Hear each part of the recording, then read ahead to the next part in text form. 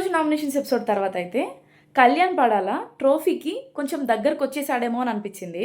కానీ చాలామంది నామినేట్ చేశారు, కానీ చేసిన ప్రతి ఒక్కరితో చాలా బాగా డిఫెండ్ చేసుకున్నాడు అని అనిపించింది. అండ్ సుమన్ గారి నామినేషన్ గురించి కూడా మాట్లాడుకోవాలి. అసలు ఆ ఫస్ట్ బ్లాక్ పెట్టింది నేనే అని చెప్పేసి స్టార్ట్ చేసింది సుమన్ గారు. దానివల్లే అక్కడ చాలా పెద్ద కన్ఫ్యూజన్ అయితే క్రియేట్ అయింది. మళ్ళీ ఆ గేమ్లో అంత కన్ఫ్యూజన్ క్రియేట్ అయ్యాక కూడా కళ్యాణ్ అయితే సంజన గారికే విన్ ఇచ్చాడు. అండ్ వీడియో కూడా చూపించారు వీకెండ్లో. దాంట్లో ఫస్ట్ బ్లాక్ సంజన గారు వేశారని క్లియర్గా ఉంది. ఇంకా ఆ టాస్క్ గురించి వదిలేసి ఇంకా దేని గురించి అన్నా నామినేట్ చేసి ఉంటే బాగుండేది సుమన్ గారు అని అనిపించింది. అండ్ ఇమాన్యువల్ నామినేషన్ గురించి కూడా మాట్లాడుకోవాలి. ఇమాన్యువల్ని ఎప్పుడు నామినేషన్ చేయమన్నా కూడా సేఫ్గా ఉంటుందని చెప్పేసి భరణి గారిని నామినేట్ చేస్తుండేమో అని అనిపిస్తుంది. లాస్ట్ వీక్ కూడా ఆల్మోస్ట్ సేమ్ రీజన్, మీరు గేమ్ సరిగ్గా ఆడట్లేదని చేశాడు. అండ్ ఈ వీక్ కూడా ఇంచుమించు సేమ్ అదే రీజన్ చెప్పాడు. డెమాన్ పవన్ ఇంకా రితు వీళ్ళిద్దరి మధ్య జరిగిన ఆర్గ్యుమెంట్కి అయితే ఇంకా ఎవరి సైడ్ తీసుకోవాలో కూడా నాకు అర్థం కావట్లేదు.